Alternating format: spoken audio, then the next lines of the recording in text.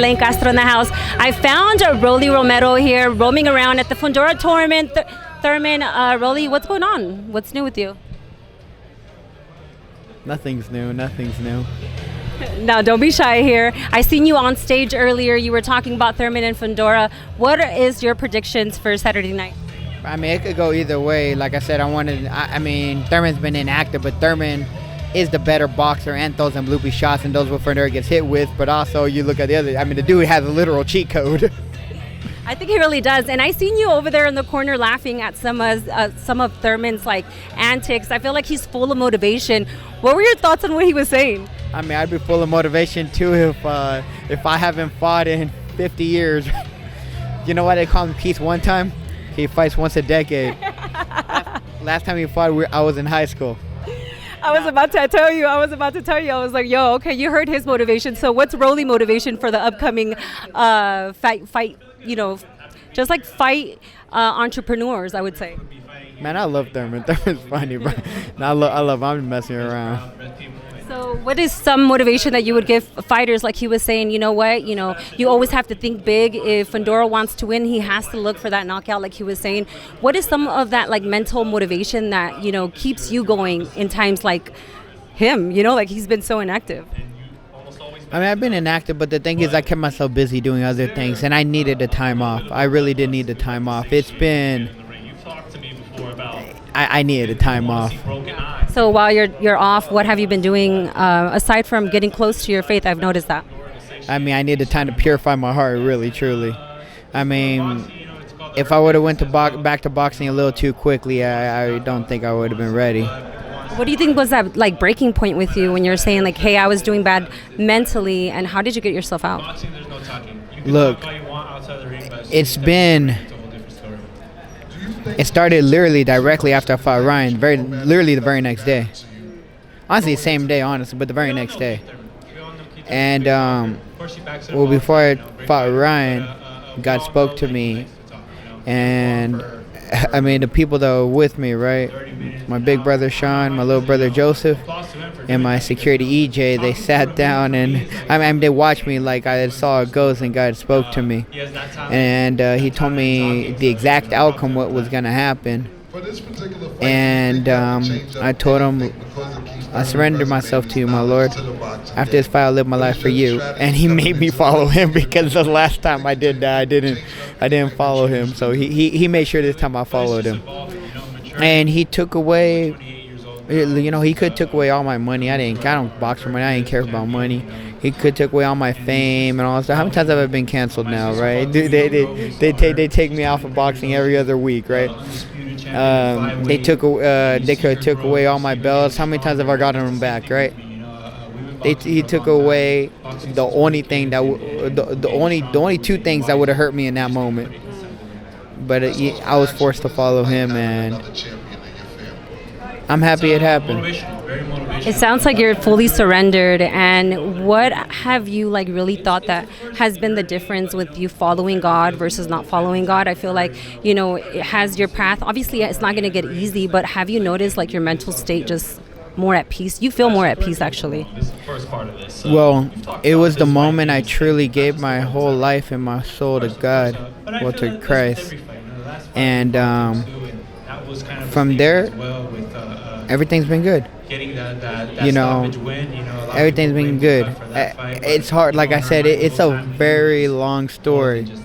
I can't really go into it without giving you every detail of every little thing, because the timing, the dates, everything, it all comes down to it was Christ. And it just shows to me.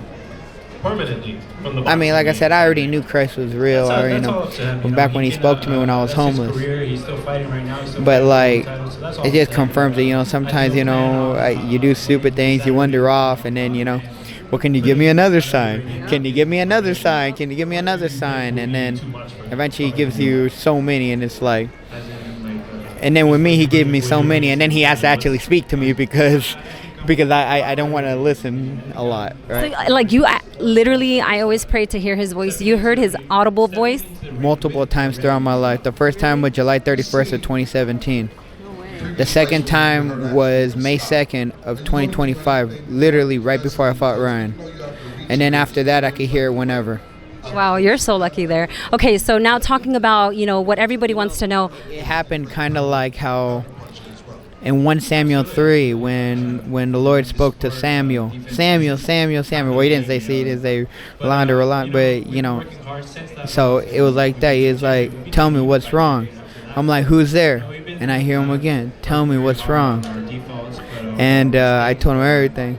Same, and then he does ask me a lot of questions, especially when I'm doing things I shouldn't be doing. He'll straight up be like, what are you doing? And I'm like, oh, he's like, why? Yeah. Full blown combos. I'm kind of jealous. It's like, where am I?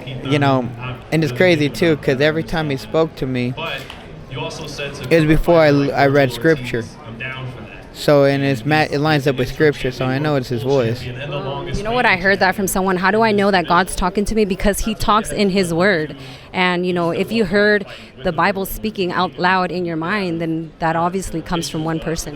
Yeah, before you even read scripture, like, remember this, I wasn't raised in a church. I wasn't raised, my dad prays every day, multiple times a day, my mom prays, But I wasn't raised in a church. I wasn't raised in any of that stuff. I didn't go to it. God. I didn't look for God. God found me in my deepest, in my darkest moment, and it's crazy. It's It's a family sport. My father was a professional fighter. My bad, I spaced out for a second because I heard something over there. They're not really talking about you, but people do want to know. What's the deal with you and Haney? Oh wait, finish your thought. Sorry. Finish, right? Okay. No. Finish it. No. You lost your train of thought. Just say it. No. I did not lose my train of thought. Okay, so like I was asking, what's up with the Haney negotiations? Supposedly, everything was like signing a done deal.